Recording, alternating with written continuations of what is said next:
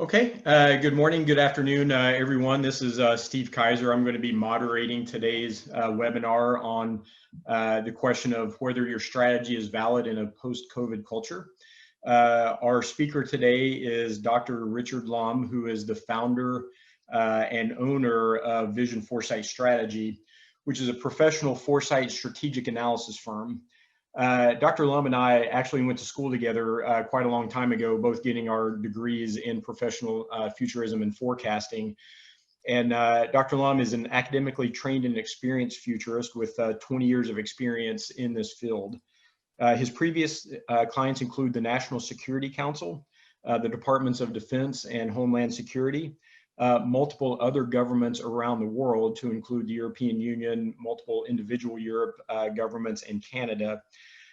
He's worked with several Fortune 100 companies, as well as the world's largest private educational foundation, among others. He and his staff of analysts help organizations work with the tools and techniques that they need to provide insights on what the future may look like and can look like, and then learn how to cope with the change that they anticipate seeing. So it's all about working with and understanding strategic change. With that, all of the participants here today will be on mute during the webinar as Dr. Lum speaks. And at the end of his presentation, we will have a Q&A session. And with that, thank you for your participation today. And Dr. Lum, over to you for the presentation. Thank you very much, Steve, for that. Good morning, good afternoon, good evening, as the case may be. Today, we're going to talk a little bit about what is going on in the world today, a bit about foresight, and look at how foresight is valuable to organizations in historic moments such as this. For all of us, the last 6 months have been a period of crisis, multiplying uncertainties, rising anxieties.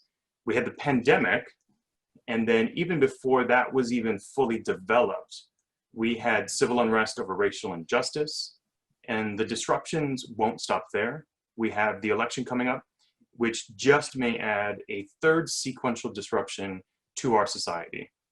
But even before everything that's happened so far in 2020, the world had been undergoing some significant transitions. One of the things that we can do, and something we can start today, is to take a slightly different approach to thinking about and acting on the future.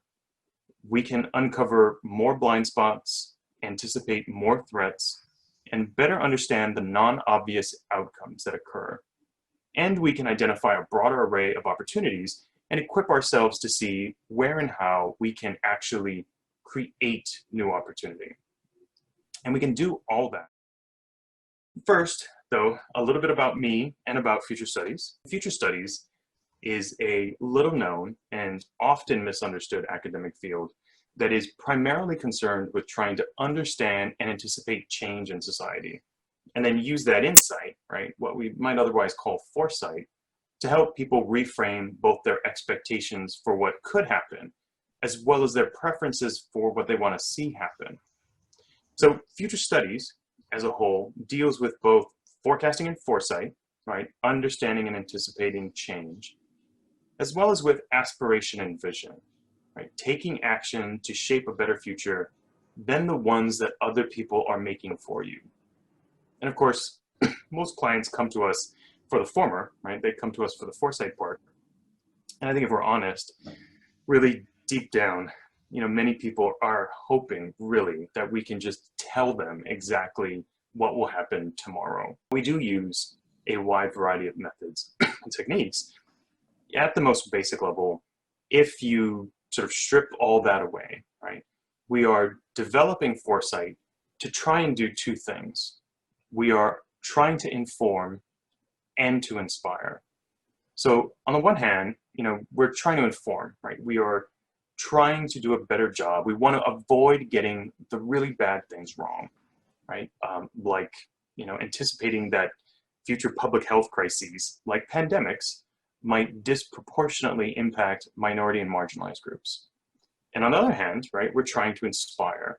We are trying to identify more of the actual opportunities for defining, right, opportunities to redefine relationships between things. So for example, like looking at how converging technologies offer opportunities to redefine relationships, right, between things like credit unions, their customers, and resources.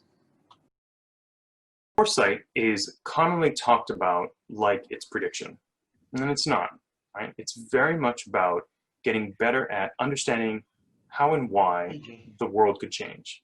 And we frequently do and to effectively anticipate the possibility of future disruptions and the impact those disruptions will have. I was recently reading this thing. This, right, this is a headline, this is some stuff from an article. This is from 2013. And if you read it today, you'd think someone wrote it in March of this year, right? And this was 7 years ago, right? We can do a good job at these things, and we sometimes do. Another example of anticipating change from 2014.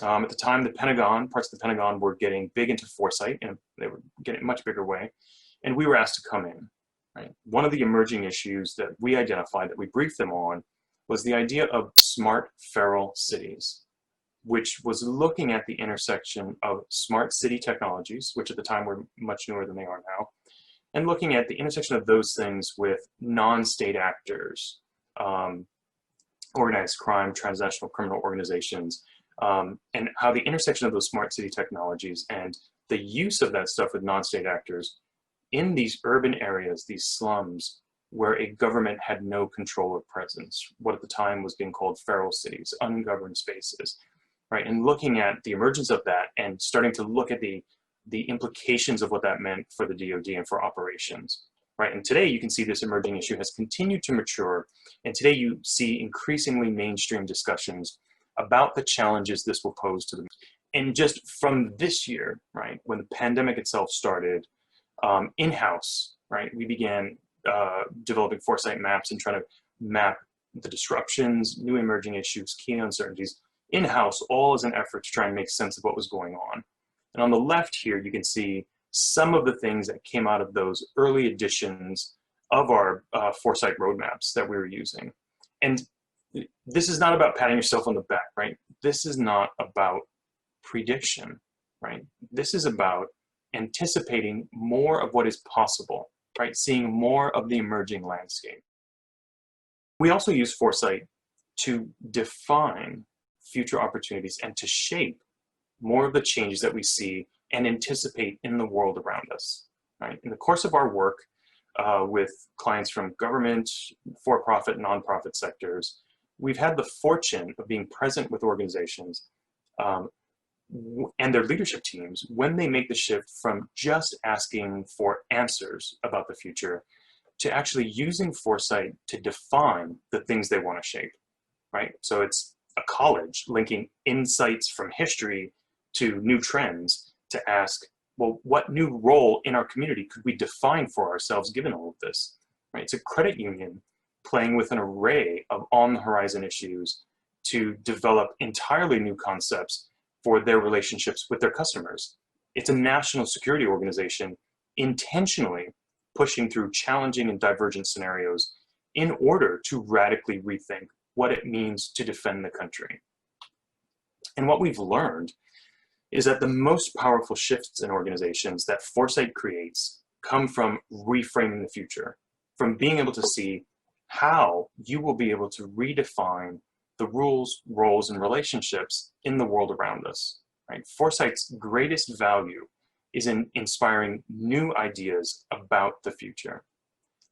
So far in the pandemic, the businesses we've seen that have seen huge demand and seem to be doing well, some of those were just lucky to be in the right place at the right time, fast food delivery, home entertainment. Others were quick, right? Quick to pivot to adjacent opportunities, right? Like shifting from in-person services to online versions. By now, a lot of that low-hanging fruit has been picked, right? So organizations need to dig deeper to create options, right? And part of what you're concerned about right now is that some of these organizations that are succeeding, right, may end up commanding the new high ground, as it were, right? In times of change like this, rules and roles are getting rewritten, right? And that's what's happening right now. And here's the thing, the pandemic isn't the end of things, right? As we've seen, many more changes are rippling through society right now. again, is so much more that we haven't talked about, right? Across social changes, technological, economic, environmental, political changes, there is a number of developments that are occurring. And the pandemic has, in many respects, accelerated change and expanded future possibilities. And despite all of this, right, this is not about trying to be overwhelmed, right? This is about using the right tools first to know where to look for these changes, to anticipate how they may interact and evolve, and second, to use them to create new opportunities. If you have folks in your organization that could use some assistance in getting something up and running, then it's probably time to put some effort and organization behind that, right? If you've been looking at some compelling new ideas about tomorrow that maybe before the pandemic were a little too leading edge for your organization, well, now is the time to roll those ideas out. The world is in flux, right? It is going through an extended period of very significant change, right? And many others are moving right now to stake out what becomes the new high ground. Not acting now, right? Not being proactive means giving away any ability to affect this outcome. And right now, everyone is questioning the outcome, right? Now, will these opportunities we're talking about just jump out at you? No. And today we have access to each other and all the information we could want. We have the tools, right? Will your people resist and need motivation? Yes. And this is where vision comes from, right? Is it going to be easy? No. And this is the universe right now asking you anew, what do you want? Right? The new rules that govern the next period of our history are being worked out today. The relationships that will define this next era of work and learning are being formed right now. Now is the time to act with foresight. Thank you.